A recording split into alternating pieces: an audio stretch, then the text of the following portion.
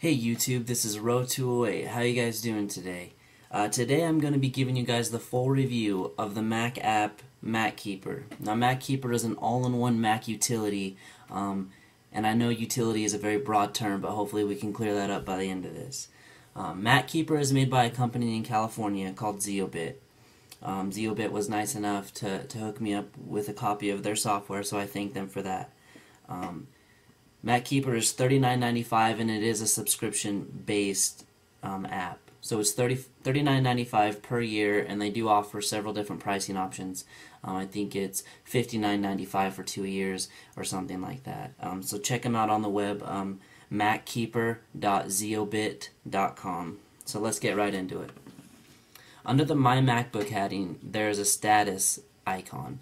On the status screen, what you can see is any recent activity that may have happened in Mackeeper, and video tutorials as well. The video tutorials do link out to their external website. They are pretty helpful, but I mean, there's nothing you can't figure out on your own. And then obviously you have your account, and you need an account. It's free, and that will activate your anti-theft. So let's go under the security heading and look at anti-theft. All this is right in here there was a button that said enable. All I did was click that button. It took me to the site. I put in my credentials, and it took me back to the application and said my anti-theft is ready to go. All the anti-theft does is if your MacBook gets stolen, you actually log into the Zeobit website and click alert, and they're able to track it down as soon as that Mac goes online. They can find its location, and then the police will retrieve it, which is actually really kind of cool. I've never actually seen that before, so that was really cool. Under this data control heading, we have the data encryptor. I don't use this. I'm the only one who uses my Mac, so I'm not too scared of people seeing any files I may have. But this allows you to change file names, hide file names, something like that, require a password, and stuff like that. So, under the undelete feature of Mackeeper is really awesome. If you accidentally trashed that biology report you didn't mean to, and you emptied your trash, you can't get it back. Well, Mackeeper will help you get it back. All you do is click Start Scan right here, and it'll actually scan your hard drive for files that were deleted from the trash, and you're able to recover that. So no F for you in biology, which is kind of nice. Shredder does the exact opposite of what undelete does. All you do is you drag files into these nasty looking blades right here, and it actually destroys every trace of that document or whatever you may have put in there. This is really useful for tax records, stuff like that you don't want people ever having a chance of having if your Mac does get stolen. The backup feature, I don't use the backup feature very much. It lets you add or remove a disk down here that you would like to back up to. But I just use Time Machine with Mac. I mean, it works great. It takes backups every hour. But it is kind of nice that they do include this, considering it's deemed as an all-in-one Mac utility. I just don't use it.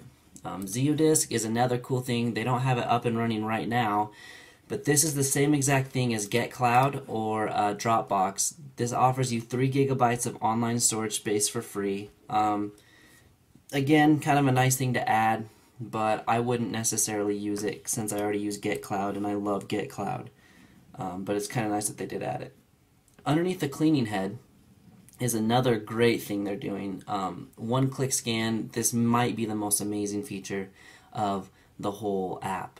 All you do is click this, and it will scan all of these things automatically to suggest things to you to delete. You don't have to delete them. All you have to do is click or check or uncheck this box and then click remove.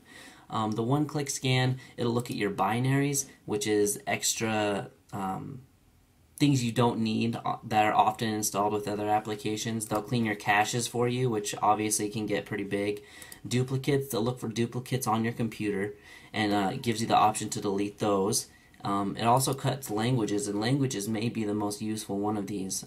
It takes the language that you're using on your Mac right now, which for me obviously is English, and it'll suggest to you, hey, do you want to delete these languages? And the first time I did this, I cleared up 9 gigs on my hard drive, and a significant amount of that was languages. I'm never going to be using Czech on or Hebrew or Hungarian. I'm never going to be using those on my Mac, so that was really, really helpful to be able to delete those. Then also it'll let you delete any logs or any old files. And with the old files, they'll just suggest whether they're old or not. This isn't particularly useful for me. Disk usage is kind of an iffy tool as well. It just gives you a breakdown of where the large files are on your Mac. This isn't very useful to me because I'm pretty fluent and I know where all my large files are. I micromanage my Mac per se. But for people who may have a clutter of things on their MacBooks and they're looking for a big file, this may be useful to come in and look for it. And then Wise Uninstaller.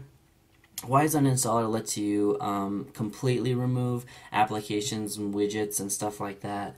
Not particularly useful for myself, again, but it's kind of nice that they did include it. Now under optimization, we have the update tracker. The update tracker is a really nice feature of Mackeeper. It'll automatically track the versions that you have of each app that you have installed on your Mac. And if you click it and it's red, you just go to update down here, and it'll automatically take you to their website and start downloading the updated version of it. It's really nice. It's actually really good. I was kind of hesitant on how accurate it would be with what version I have, but you can see on here on Parallels I have 6.0, but the current version is 6.0.1.1 or 0.11822. So I mean, obviously it seems to be pretty accurate in predicting that type of stuff. Login items, this is kind of a nice feature. It lets you enable or disable the automatic launch of applications that may be happening as soon as you log into your Mac. So this is kind of nice, but I don't use it because I don't want a lot of applications launching on my Mac every time I open it, because it does tend to get pretty CPU hoggish. But like Cinch, which is a application that lets you, like Windows 7, snap to the screen, that's kind of nice to have, and Caffeine, which makes your screen not go to sleep. Those are kind of nice things to have at the start running, and they're not very CPU hoggish. Default apps is kind of a nice thing. If you have different Mac applications that do the same things, but you prefer one over the other, in here you can set assignments to what program will open up what type of files. I don't use this. It's a nice feature, but it doesn't really make sense to me. If you have two programs that do the same thing, but you prefer one significantly over the other, I don't understand why you would even have the other one in the first place. But nonetheless, this is a nice kind of widget or feature to have of Mackeeper. And then last but not least, on the Geek on Demand, this is kind of a nice thing. This is Mackeeper's best impersonation of the Best Buy Geek Squad. All you do is you click this, and you'll be able to live chat with a expert, quote unquote, on software and hardware.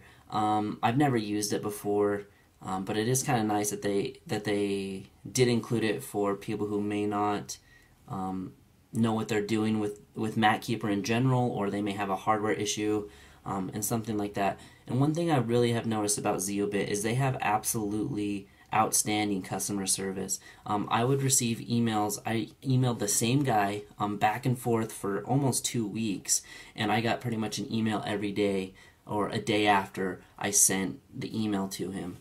So that was really cool. So Zeobit's customer service is really nice. So that's pretty much all I have for Mackeeper. I want to know what you guys think. Let me know what you guys think in the comment section below.